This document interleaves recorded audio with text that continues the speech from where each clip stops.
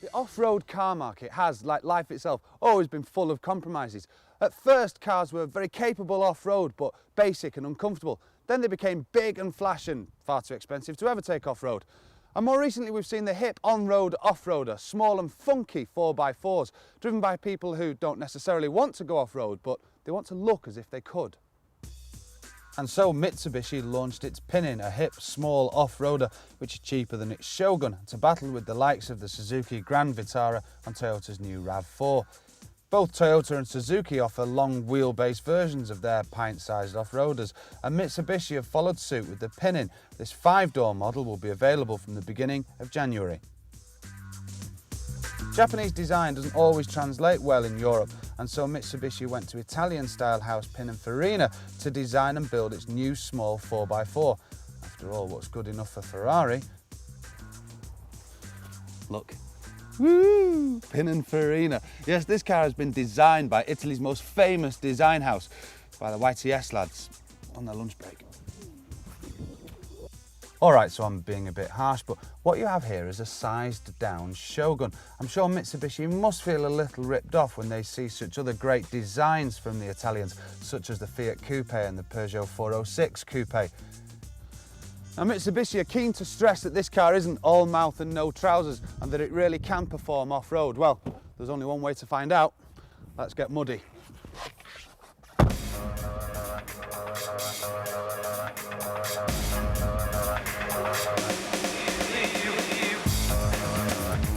I have to say that the car performs reasonably well with some ground clearance and a 4-wheel drive system that offers both 2-wheel drive for on-road performance, 4-wheel drive high for extra safety on-road in slippery conditions, and low ratio for when it gets really tough.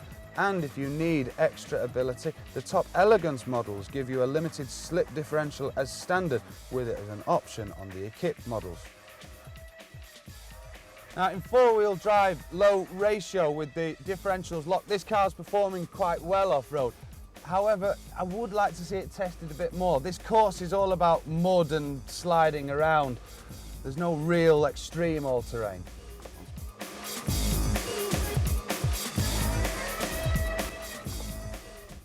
Now, I've said it before and we'll say it again, most of these cars won't spend their time up to their wheel arches in mud. To them, off-roading is probably going to be a high curb in the supermarket. So, all of these cars have got to be able to cut it on-road as well. Either a 1.8 litre or 2 litre version of Mitsubishi's GDI direct injection petrol engine powers the Pinin. The 2 litre unit in this car produces 127 brake horsepower, enough to propel the car from 0 to 60 in just over 10 seconds, and with a top whack of 108 miles per hour. As 4x4s go, I quite like the drive in this car. The suspension's quite firm and you can feel a lot of the bumps, but I like that. I don't want some American spongy car. In terms of mid-range torque, there's ample, which is good for an off-roader. All in all, it does exactly what it says on the tin.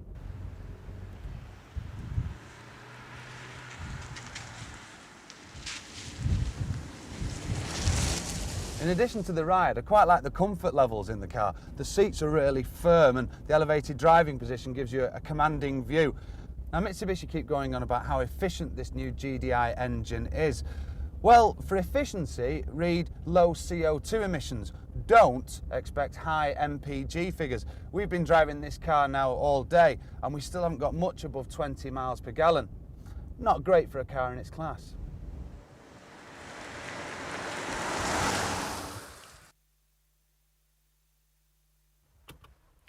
It's a shame that Pininfarina didn't take a look at the inside as well as the outside of this car, because as we so often say, the interior dash is just an array of greys and plastics.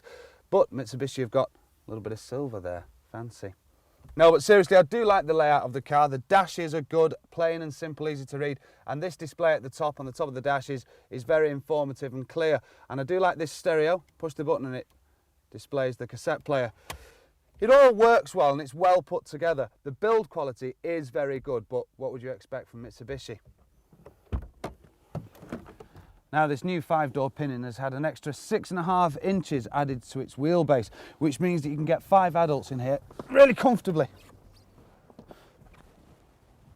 It's got really big doors as well. Alright, so I've been poking fun at this car, but I actually really like the Pinin. The off-road market is all about compromises. For off-road capability you have to sacrifice on-road and vice versa. Well, do you? The Mitsubishi Pinin performs reasonably well at most things, and let's face it, the people who are going to buy this car won't necessarily want to go off-road, they just want to look as if they can. So if you're looking for a car in this class, you could do a lot worse than the Pinin.